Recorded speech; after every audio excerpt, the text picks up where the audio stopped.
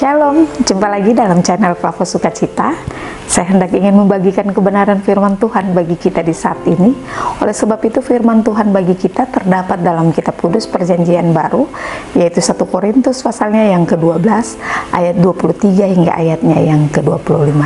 Sebelum kita membaca kebenaran firman Tuhan, mari kita berdoa. Hati kami telah siap untuk membaca dan merenungkan kebenaran firman Tuhan.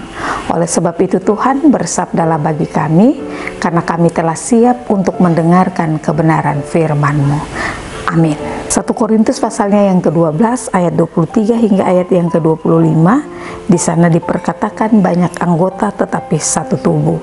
Ayat 23 hingga 25 berbunyi, dan kepada anggota-anggota tubuh yang menurut pemandangan kita kurang terhormat, kita berikan penghormatan khusus, dan terhadap anggota-anggota kita yang tidak elok, kita berikan perhatian khusus.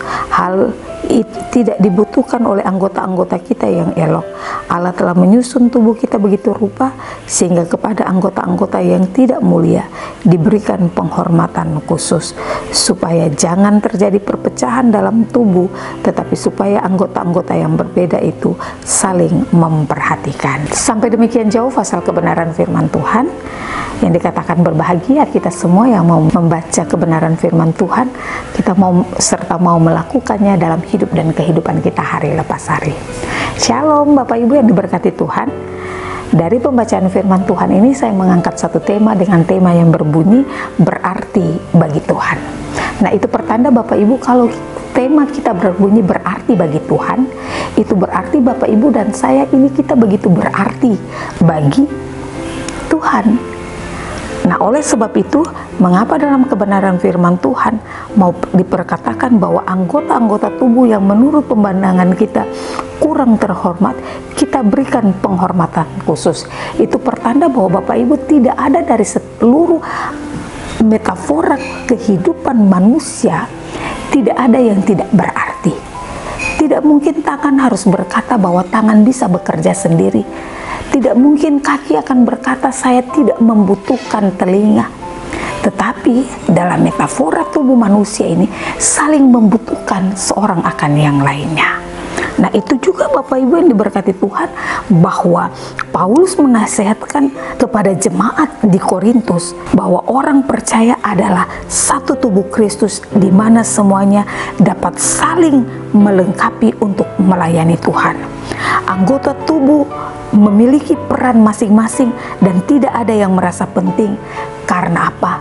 Karena semuanya saling membutuhkan. Nah, itu berarti Bapak Ibu, kalau Paulus boleh memakai suatu kiasan bahwa anggota tubuh ini saling membutuhkan, saya percaya bahwa Bapak Ibu dan saya, kita juga saling membutuhkan seorang akan yang lainnya. Tidak ada yang lebih dan tidak ada yang kurang. Bahwa ada sebuah pepatah yang mengatakan berdiri sama tinggi, duduk pun sama rendah.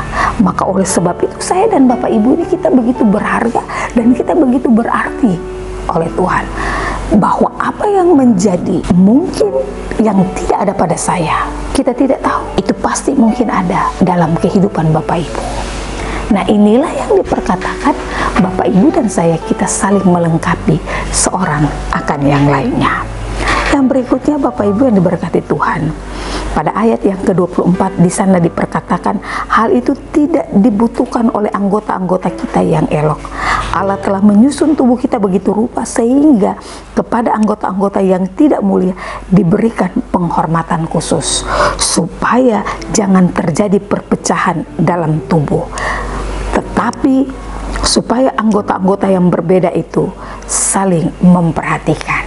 Nah, Bapak Ibu yang diberkati Tuhan, supaya dalam kehidupan tubuh manusia ini tidak terjadi sebuah perpecahan, tetapi mau bersatu untuk menjalankan tugas perintah yang sama.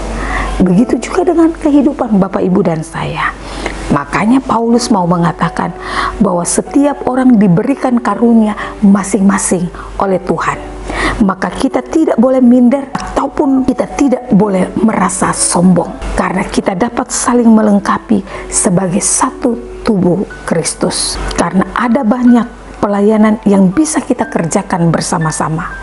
Karena setiap orang ini berarti bagi Tuhan, dan kehadiran kita tetap dibutuhkan dalam suatu pekerjaan pelayanan Tuhan.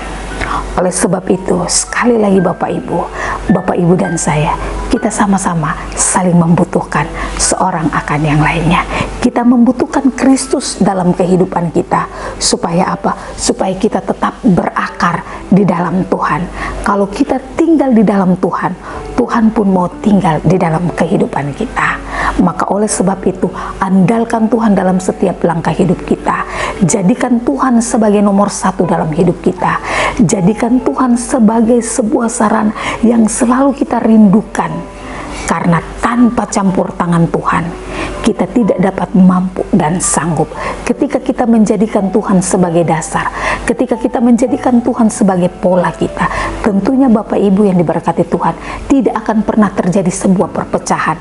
Karena apa? Kita mengikuti apa yang menjadi teladan Tuhan dalam hidup dan kehidupan kita selaku orang-orang yang percaya.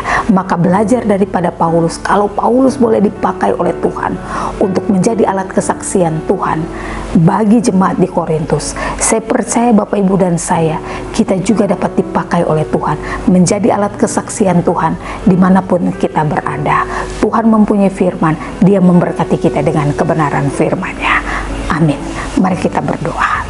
Terima kasih untuk kebenaran firman-Mu ya Tuhan. Firman yang menggugah setiap pribadi-pribadi kami, bahwa kami saling membutuhkan seorang akan yang lainnya.